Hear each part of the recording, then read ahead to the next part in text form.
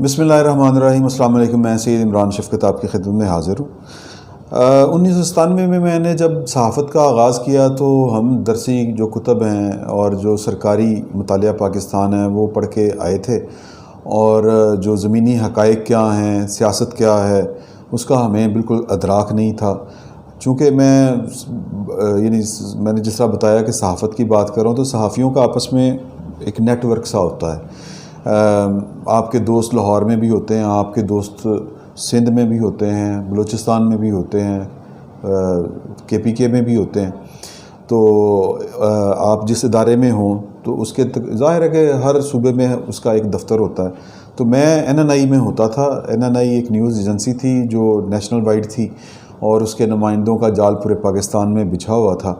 تو گپ شپ رہتی تھی ہر طرح کی قومیت کے جو دوست ہیں ہمارے، ان کے ساتھ۔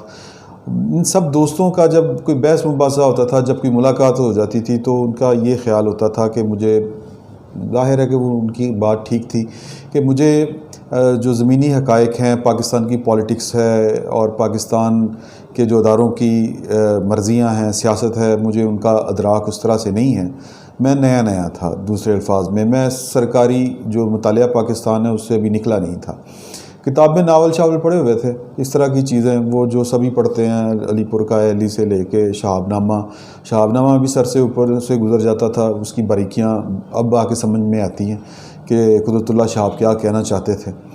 خیر، تو ان دوستوں کا یہ خیال تھا کہ میں بڑا شاونسٹ ہوتا ہے نا، ایک بڑا بدبودار قسم کا پنجابی ہوں۔ ظاہر ہے میری جو آپ یوں سمجھیں کہ جو ایک خاندانی پس منظر ہے، وہ 1000 سال سے ہم پنجابی ہیں۔ تو میں پہلے بھی بتا چکا ہوں، میں تو وہ پنجابی ہوں جو ابھی تک جس نے پاکستان سے باہر قدم بھی نہیں رکھا، میرا ایکسپوجر اتنا نہیں ہے۔ تو ان دوستوں کے ساتھ جب بحث مباحثہ ہوتا تھا تو مجھے بڑا وٹ چڑھتا تھا کہ یار یہ پنجابیوں کو اتنا برا کیوں کہتے ہیں، پنجاب لٹ کے کھا گیا، پنجاب نے یہ کر دیا، پنجاب ہمارا حق مار رہا ہے۔ وہ سندھ والے جو دوست ہوتے تھے وہ ہر وقت پانی کا رونا رویا کرتے تھے، تو جب ان سے ملاقات ہوتی تھی تو میں اسپیشلی یہ پانی کی جو بوتل ہوتی ہے نا، یہ ان کے سامنے ٹیبل پہ رکھ دیتا تھا کہ آپ کا مسئلہ پانی ہے، میں پانی آپ کے لیے پنجاب سے لے کے آیا ہوں۔ تو اس طرح کے شغل چلا کرتے تھے، بڑے گرم ہو جایا کرتے تھے وہ، اتنی وہ جذباتی گفتگو ہوا کرتی تھی، مجھے سمجھ نہیں آیا کرتی تھی کہ یار کہ یہ پنجابیوں کو اتنا برا کیوں سمجھتے ہیں۔ پھر ایک بڑے سینئر صحافی ہیں، انہوں نے مجھے ان سے جب گفتگو اس طرح کی ہوئی تو انہوں نے کہا کہ یار بات سمجھو کہ جو بادشاہ ہوتا ہے نا، اس کو یوں لو، اس بات کو شاید تمہیں سمجھ آئے۔ بادشاہ کی بادشاہت کا سب سے پہلا فائدہ کس کو ہوتا ہے؟ میں نے کہا جی بادشاہ کو ہی ہوتا ہے۔ انہوں نے کہا نہیں، اس کے بعد کس کو ہوتا ہے؟ میں نے کہا اس کے بچوں کو۔ کہتا ہے ویری گڈ۔ اس کے بعد کس کو ہوتا ہے؟ میں کہا اس کے چاچے، مامے، بھتیجے۔ کہتا ہے بالکل ٹھیک ہے۔ اس کے بعد کس کو ہوتا ہے؟ اب میں نے کہا اس کے بعد کیا مطلب ہے آپ کا؟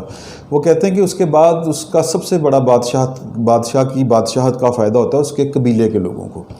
مثال کے طور پر یہاں پہ مغل حکومت کیا کرتے تو مغلوں کو 7 خون معاف تھے۔ مطلب بادشاہ اگر اورنگزیب ہے تو وہ اورنگزیب کا کوئی وہ ترک ہے، کوئی دور پار کا بھی، تو اس کو 7 خون معاف ہیں۔ وہ ایلیٹ تھی، وہ ایلیٹ کا پارٹ ہوتے ہیں۔ میں نے کہا ہاں سمجھ آتی ہے بات۔ تو کہتے ہیں کہ پنجاب پر حکومت جس اسٹیبلشمنٹ کی ہے اس کے بینیفیشری پنجابی ہیں۔ تو میں کہا کرتا تھا کہ یار میرے نزدیک تو اسٹیبلشمنٹ تب تک تھوڑی سمجھ آنی شروع ہو گئی تھی۔ تو میں کہتا تھا کہ جی کہ نئے پرویز مشرف صاحب بھی آ چکے تھے تب۔ تو میں کہتا تھا کہ دیکھیں میرا استدلال کیا ہوتا تھا کہ پرویز مشرف صاحب تو پنجابی نہیں ہیں، وہ تو مہاجر ہیں۔ اس سے پہلے ایوب خان کون سے پنجابی تھے؟ ضیاء الحق کے علاوہ اور کون سا پنجابی جرنیل آیا جس نے براہ راست حکومت کی ہو؟ تو وہ کہتے تھے کہ نہیں، کیونکہ اکثریت جو ہے وہ پنجابیوں کی ہے، تو پنجابی اسٹیبلشمنٹ کی ہمدردیاں جو ہیں وہ پنجاب سے نہ بھی ہوں، ان کا پھر بھی جو فطری فائدہ ہے وہ پنجابیوں کو ہی ہوتا ہے۔ یہ مجھے نا تھوڑی سی بات ہضم نہیں ہوا کرتی تھی۔ خیر معاملہ چلتے گئے، یہ بات مجھے اب آ کے سمجھ میں آئی ہے۔ وہ کس طرح آئی ہے؟ وہ آئی ہے جناب یہ ساجد گوندل صاحب کے اغوا کے بعد، ان کی بازیابی کے بعد۔ پہلے تو ہوتا تھا کہ جی رضی دادا پکڑا گیا، آ گیا، اچھا کیونکہ وہ صحافی تھا شور پڑ گیا۔ مطیلہ جان پکڑے گئے، آ گئے۔ اس طرح کے اور لا تعداد مثالیں ہیں، تو وہ آ جاتے تھے۔ تو اسی طرح جو سندھی صحافی پکڑے جاتے تھے دوسرے تیسرے، وہ بھی آ جایا کرتے تھے۔ اب وہ کہتے ہیں کہ جی کہ جس طرح بات تم لوگ کھل کے مطیع اللہ جان کر کے باتیں کر کے زندہ واپس آ جاتا ہے، یہ ہم بلوچی، سندھی، پختون اس طرح کی کھلی چٹی باتیں کر کے واپس نہیں آ سکتے. ہماری قسمت اتنی اچھی نہیں ہے، ہماری قسمت میں پھر گولی لکھی ہے. تو میں تھوڑا سا پریشان ہو جایا کرتا تھا. آج ایک خبر چھپی، بی بی سی نے یہ خبر چھاپی ہے کہ ایک شخص ہے حفیظ اللہ، یہ بلوچ ہے، اور یہ 3 سال پہلے ان کو، یہ کاشتکار ہیں، ان کو 3 سال پہلے یہ غائب ہو گئے تھے. اور ان کے بھائی ہیں، وہ کہتے ہیں کہ نعمت اللہ ان کا نام ہے، وہ کہتے ہیں کہ جی جب ان کے 3 سال پہلے بھائی کو اٹھایا گیا تھا تو ہمیں ایک اہلکار جو ہے سیکیورٹی کا، اس نے کہا کہ آپ کا بھائی واپس آ جائے گا، مجھے 68 لاکھ روپے دے دیں.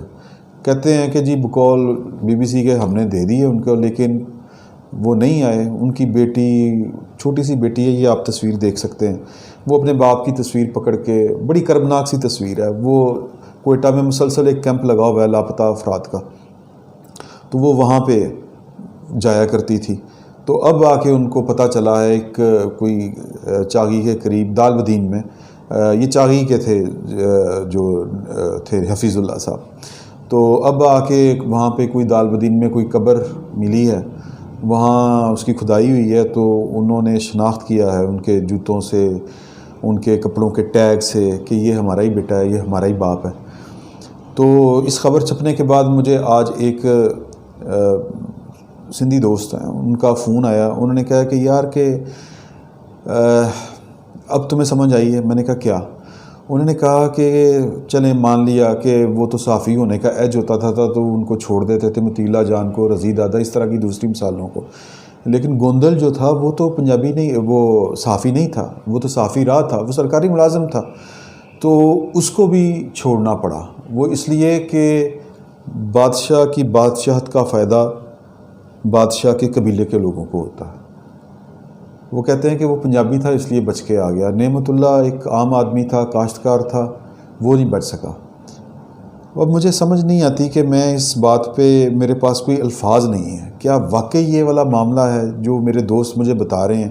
کہہ رہے ہیں کہ اگر آپ پنجابی ہیں تو آپ پہ اتنی بڑی قیامت نہیں آئے گی اگر آپ بہت زیادہ اپنے دل کی بات کھل کر کریں گے، لیکن اگر آپ اپنے کھیتوں میں کام کر رہے ہیں اور آپ نے صرف آنکھ اٹھا کے دیکھا ہے کہ آپ کے سامنے کسی کو مار دیا گیا ہے اور آپ اس کے چشمدید گواہ ہیں، تو پھر سمجھیں کہ آپ بھی مر گئے. شاہ زیب کے ساتھ یہی ہوا تھا بلوچستان میں. اس کے ماں باپ کے سامنے اس کو مار دیا، جرم کا کوئی پتہ نہیں ہے کہ کیوں مار دیا. حفیظ اللہ کے جرم کا کوئی پتہ نہیں. ان گنت لوگ ہیں جو لاپتہ ہیں اور ان کی نہ قبروں کا پتہ ہے، نہ ان کی زندگیوں کا پتہ ہے، وہ زندہ ہیں یا نہیں ہیں. میں یہ جو آج ویڈیو بنانے کی جو میں جسارت کر رہا ہوں، یہ ویلاگ، وہ صرف اس لیے کر رہا ہوں کہ ہمیں نگہبانی کرنی پڑے گی.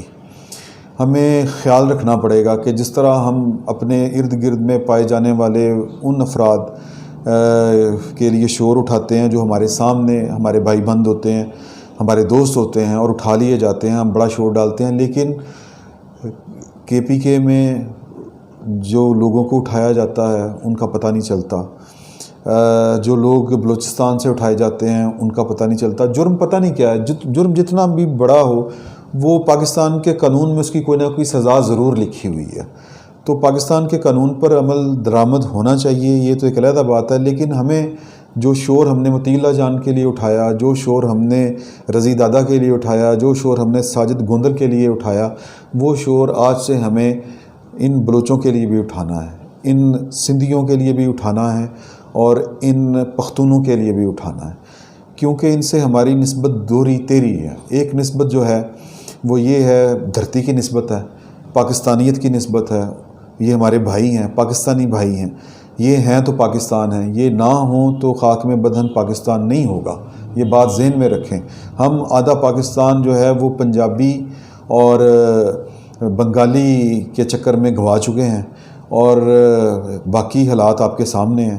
ہمیں، میرا خیال ہے کہ یہ وہ وقت آ گیا ہے کہ اب ہمیں اپنے بلوچی اور سندھی اور پختون بھائیوں کے لیے بھی آواز اٹھانی چاہیے اور ان کی نگہبانی کرنی چاہیے. اور خبر پر نظر رکھنی چاہیے کہ کن کن لوگوں کو اٹھایا گیا ہے اور کیوں اٹھایا گیا ہے.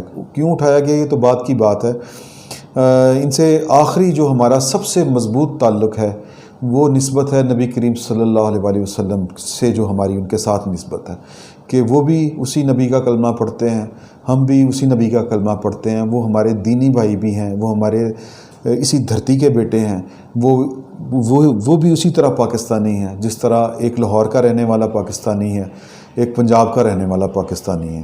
تو آج میرا خیال ہے کہ میں بہت زیادہ کوئی جذباتی بات نہیں کرنا چاہتا، ایک فطری سی بات کرنا چاہتا ہوں کہ اگر ہم پاکستانی ہیں اور ہم پاکستانیت پر یقین رکھتے ہیں تو جس طرح ہم آواز اٹھاتے ہیں، یا جتنا میں یوں کہنا چاہتا ہوں سادہ الفاظ میں کہ یہ بھی اتنے ہی پاکستانی ہیں. یہ بلوچی، یہ سندھی، یہ KPK کے لوگ، ان کا جرم صرف یہ ہے کہ یہ اپنے حق کی بات کرتے ہیں اور یہ کہتے ہیں کہ جی کہ ہمیں ہمارا حق دیا جائے.